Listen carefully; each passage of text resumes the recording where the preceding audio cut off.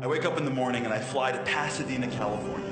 What I was doing is, for my company, the real estate company that I work with, I spend a lot of time doing investor presentations. And the speech is over, and a guy comes right at me, makes a beeline for me. And he said, I'm ex-military. I fought in whatever wars, and then I got injured. And after my injury, they moved me into the military academy. What I do is I train soldiers in how to become great soldiers. That's what my job was. And I teach my soldiers always to look out for the hero's moment.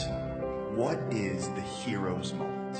One of the greatest people ever was an individual that was referenced in the Gemara, a man named Rabbi Akiva. So if I were guessing, I would say he probably grew up and he was the firstborn son of the greatest rabbi ever, but that's not the case.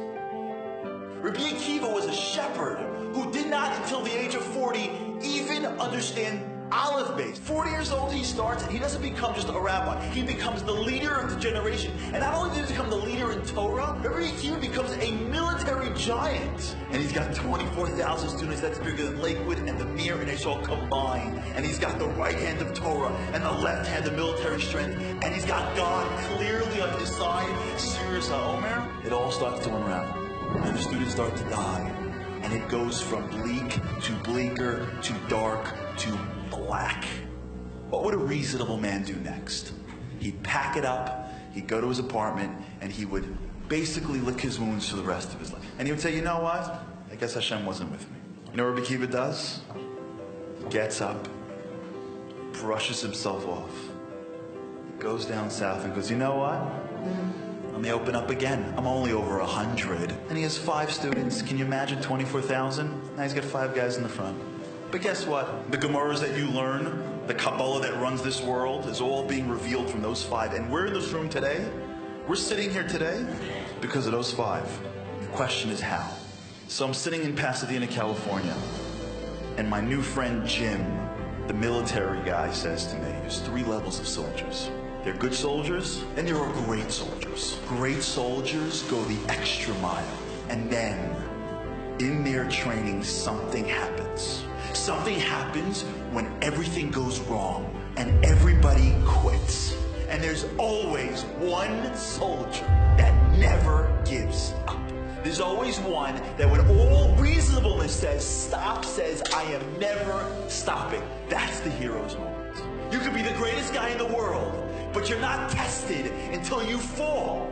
And when you fall, that's when you decide, that's when you see if you're just great or you're a hero. You know what's amazing about Judaism? We're a nation that is built off the backs of the few heroes every generation. It's when a whole nation stands at the banks of a river and says, how am I going into the river? What are we even doing here? And one Jew, Nachshon, says, I am never giving up. It's one Jew when the whole world is sitting at the edge of Canaan, and they say, we can't go in, we can't fight, we're Jews. We can sue them, but we're never going to fight them. It's one Jew, Kali, that says, although not live in their Ashnos. It's one Jew, David, that says, Goliath is cursing out God. In every generation, there's those few Jews that when the going gets tough, they never give up. And it's in those small moments when they don't give up that they get all the benefits. There's some parents that never give up on their kids. Their teacher, their coach said that they're going to be nothing. And some parent says, I'm never giving up on my child ever. And it's in those moments that kid becomes that kid.